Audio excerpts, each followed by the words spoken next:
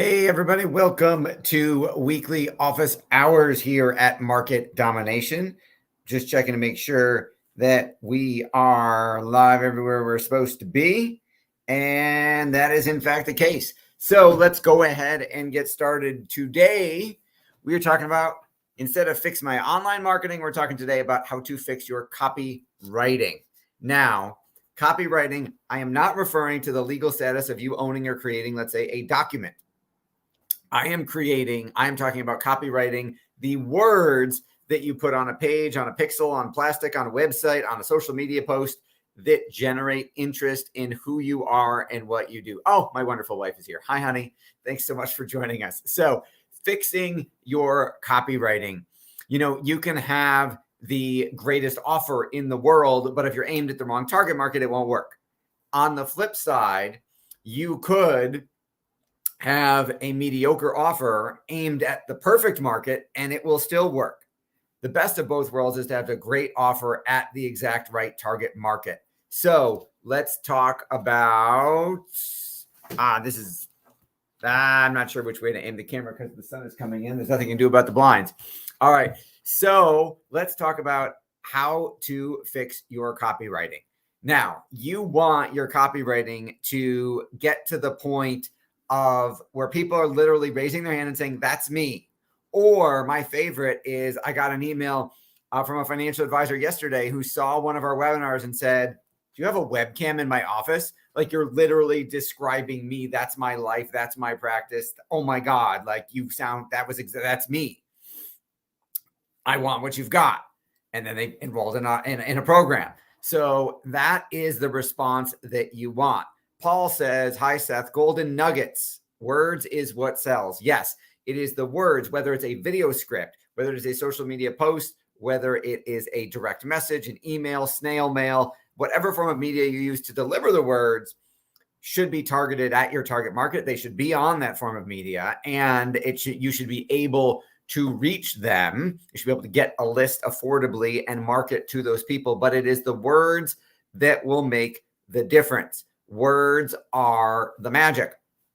So a lot of times people get hung up in the traditional model of selling features and benefits, right? They tell you the facts, and then they tell you what those facts will do for you. Hey, the Tesla goes 0 to 60 in 3.9 seconds. I'm making that number up. I don't know what it actually is, but that is a physical fact. Now, does that make me want to buy the car? No, and you can't assume that your target market, your prospect, can make the leap as to how that actually benefits them. So 0 to 60 in 3.9 seconds is a feature. A benefit, which is the first level, which is what most copywriters or salespeople or professionals go to, is, hey, it's really fast. Or, hey, you can, if you ever need to accelerate to get around a truck on the highway or something like that, they'll say, or get on an on-ramp, they'll say, it'll shoot you forward and that'll help you. Now, that's a benefit, but what is the emotional benefit of the benefit? Does it make me feel safe? Does it make me feel secure? Does it make me feel confident? If you look at every product or service that is for sale anywhere, any TV commercial, any magazine ad, any social media post that is selling something, it falls into a couple specific categories. And there's a million sub niches in those categories, but it could be, I want to have more money. I want to be more financially successful. I want to be healthier, or I want to be happier, right? It's health, it's wealth, and happiness. Everything pretty much falls into those categories. So all of our marketing programs for our clients that help grow their businesses and help them make more money, we're in the wealthy section. On the same side, our end user financial advisors in this example are trying to help people become wealthier by investing and growing their money. So whether we are marketing to financial advisors or on their behalf, we're trying to help them make more money, and they're trying to help their clients be more money. Max, thank you for joining us. Max says Seth is the best copywriter I've ever met. Wow. Max, you just keep making my day, man. Thank you very much. Thank you. I really, really appreciate that. So full disclosure, Max is one of my business partners in the interest of full transparency. So you want to, now I lost my train of thought. Okay. So we've got to, so health, wealth, and happiness, right? So if it's a weight loss program, that's trying to be healthier. If it's a workout program, if it's a diet, if it's a, hey, we're going to help you with your diabetes or your memory loss or whatever it is, those are all in an effort to be healthy, wealthy, and then happiness. So technically almost everything could fall under the happier category, because if I'm wealthier, I'm probably happier about it. But generally, we divide them into those 3 chunks. So where does your offer fall? And then how are you communicating it? So a lot of times I have told my wife this many times, if she's still watching, that I wish sunshine and rainbows were the answer. I wish we could just tell people, our prospects, our clients, here's why this is wonderful and what it's going to do for you and why you should buy it. All happy. Unfortunately, and people would buy. Unfortunately, it doesn't work. We have tried over and over and over again. 15 years, I have not necessarily found any statistical valid evidence to the other side that when we run a split test and we do a sunshine and rainbows campaign versus a pain and loss and fear campaign, pain, loss, and fear win every single time. Just about almost 99% of the time. That's why they said on the television news, the saying in any TV newsroom is, if it bleeds, it leads. It's why they lead with bad news as opposed to good news. Because when was the last time you saw, I'll use an example from our own school district. I won't tell you the name of it if you don't know where we live, but when was the last time you saw an article, teacher does a good job, kids are happy, right? Unless they're nominated for like teacher of the year and it's a human interest, they even call them a human interest story, right? It has to be under the human interest category if it's happy, right? Nobody says, great teachers, school district does well, kids get good grades. That's not news. But if a teacher screws up, offends somebody, does something bad, all of a sudden, it's all over. It's on CNN, the Wall Street Journal, newspapers or TV stations are calling, going, we want to interview you about what happened in your school district. Not that it was fantastic, not that the kids are happy, but that something bad happened. Now, why is that? If you think about it, it's not their fault. It's evolutionary. It's DNA. If you look at tens of thousands of years of human history, the human brain is hardwired. Its job is to keep you alive. Its sole purpose is survival. So we default by our DNA as human beings to a fear mindset. We default to looking, how could this kill me? That's why the TV news stories that get the most attention and get the most viewers are, you could die, watch the news at 11.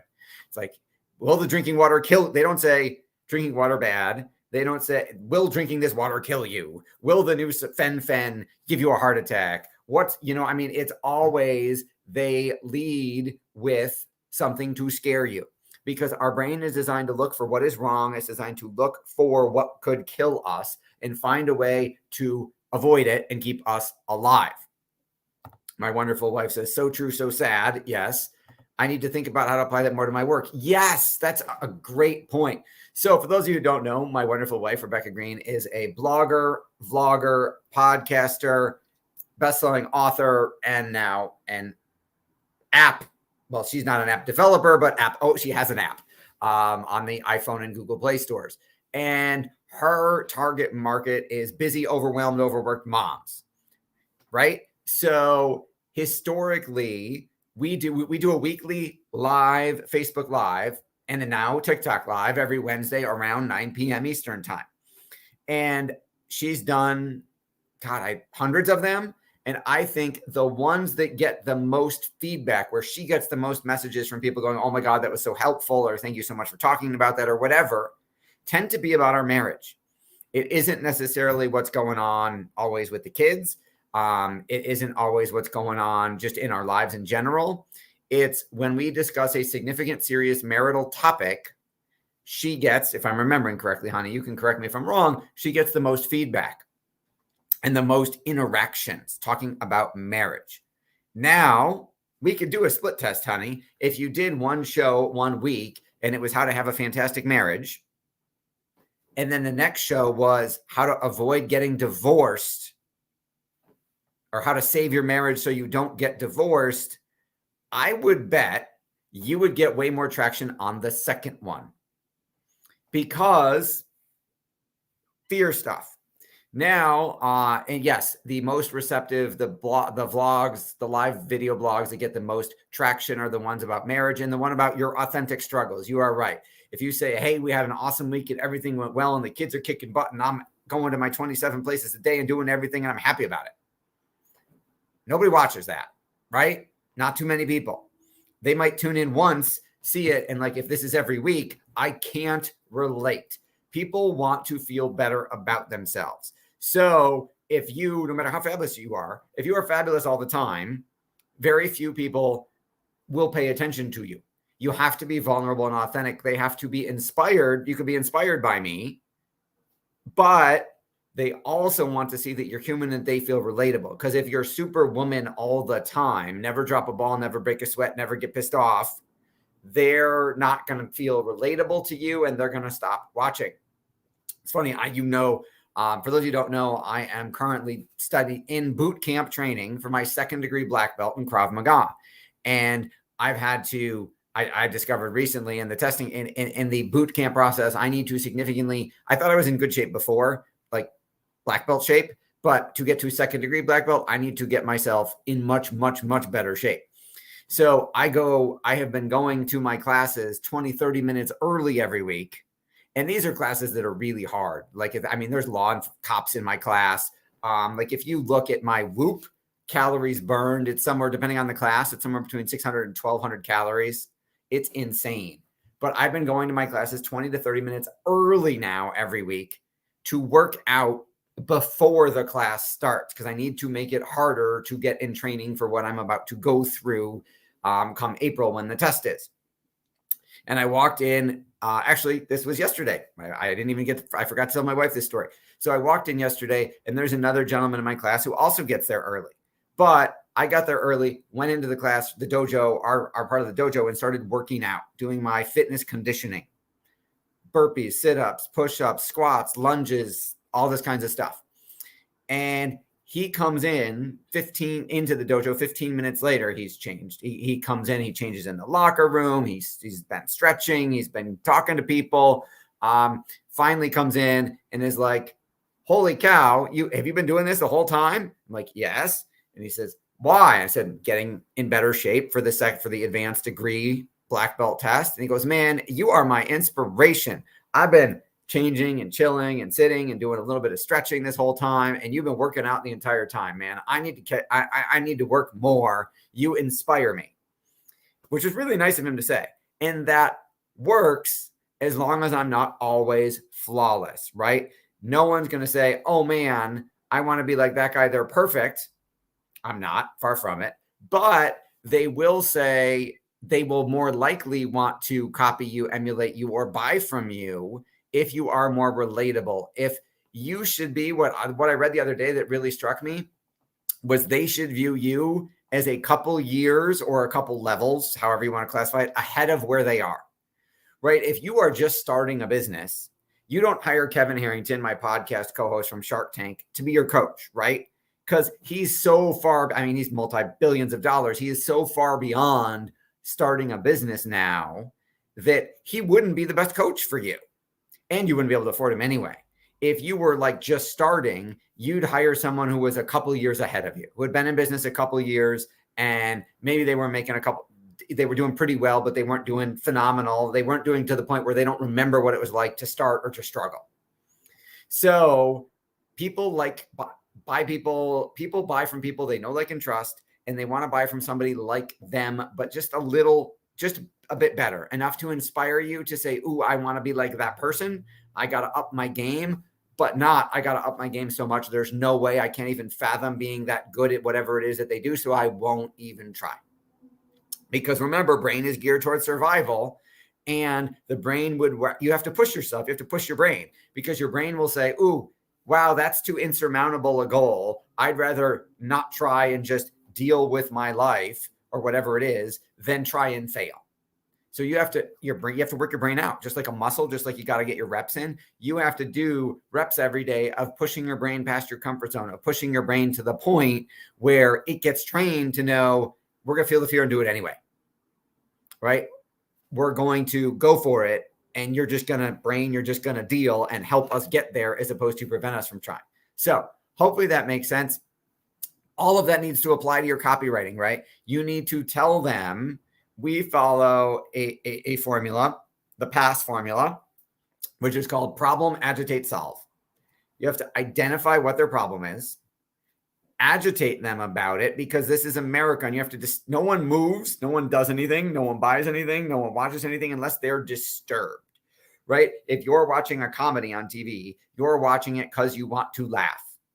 You aren't laughing right now. You're disturbed enough in whatever, change the word, replace disturb with whatever you want, but to make yourself want to laugh. So you watch it to be entertained, right? If I was laughing right now hysterically and having all those positive endorphins, I don't need to watch a comedy. I'm already there. So you need to disturb them enough to stop whatever it is they're doing and pay attention to you. So we have to identify the problem, remember, brain geared towards survival, and then we have to agitate them about it. We have to get them to the point, I call it twisting the emotional knife, where they're literally saying, oh my God, please make it stop. Just tell me what I need to do to change it, whatever it is. And then we show them the solution. So try out the PASS formula, see how it works in your copywriting. If you want us to take a look at something you've written, a post, an email, an ebook, a book, a sales letter, whatever it is, go to marketdominationllc.com, watch the sizzle reel of famous people saying awesome things about us, and then go fill out that form right next to it to get a free critique of your marketing materials, and we'll happily tell you how to fix your copy. Thank you so much, and we'll see you all here next week.